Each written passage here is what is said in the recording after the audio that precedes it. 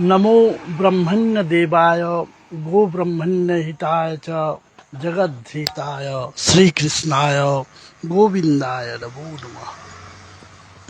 भगवान श्री विष्णु के मुखाश्रित एक अद्भुत मानव के लिए कल्याणकारी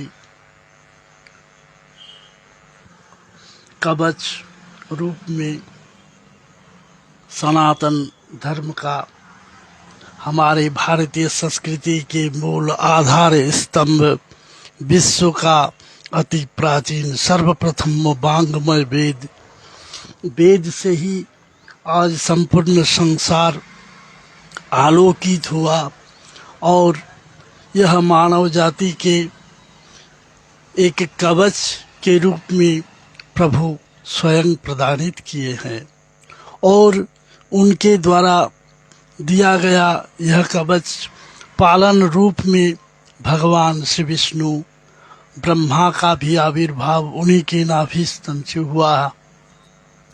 अतः इस पुण्य पवित्र और अमोघ कवच को लेके ही आज संपूर्ण संसार उन्नति के शिखर तक पहुंचा। ब्रह्म का स्वरूप सच्चिदानंद स्वामी भगवान विष्णु तेने ब्रह्म हृदय च अनादिकाले वयः।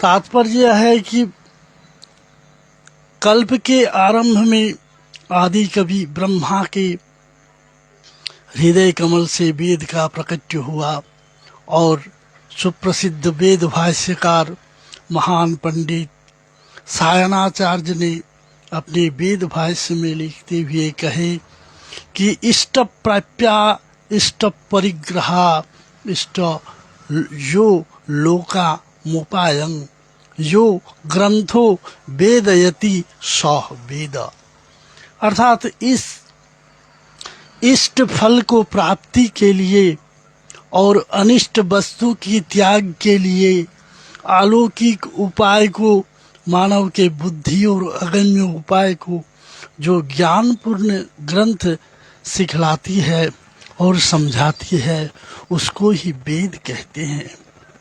निरुक्त में भी यह कहा गया है विन्दति जानति विद्यन्ते भवन्ति।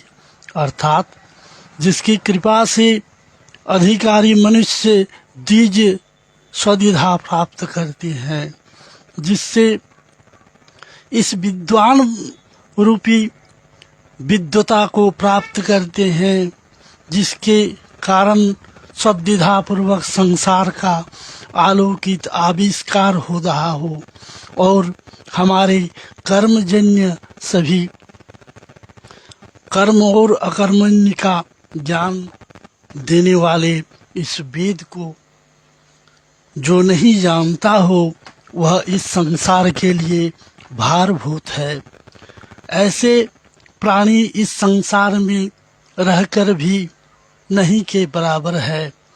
माता धरित्री से भगवान विष्णु के सहधर्मिणी होने के कारण माँ धरित्री कहती है कि जो वेद से विहीन है वह हमारे लिए कभी प्रिय नहीं है और वे हमारे लिए भार के कारक है।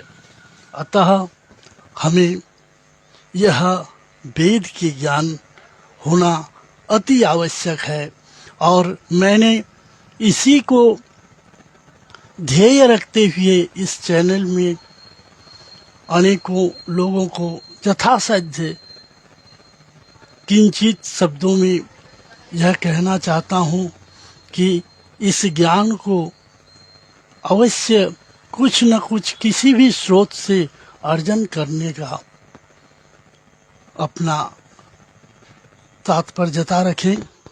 और कहा गया है कि श्रुति भगवत अनंता वे वेदा। वेद का अर्थ ज्ञान तो अनंत है, मैं क्या ब्रह्मा भी चतुर्मुख से नहीं कह सके, वही वेद है। मुंडकोपनिषद में इस वेद के बारे में कहा, ऋग वेदो यजुर्वेदो साम वेदो अथर्ववेद। यह 4 वेद, इसमें ऋग्वेद, यजुर्वेद, सामवेद और अथर्ववेद, इन वेदों में 4 उपवेद हैं। इस प्रकार से आयुर्वेद, धनुर्वेद, गंधर्वश्चेति ते त्रय स्थाप्य वेदम परमायुं चतुर्विधः।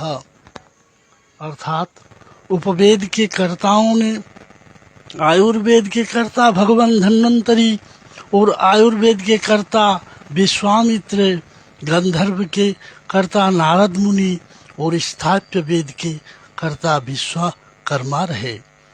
मनुस्मृति में भी कहे कि श्रुति वेद विज्ञेय, अर्थात वेदों को ही श्रुति कहते हैं।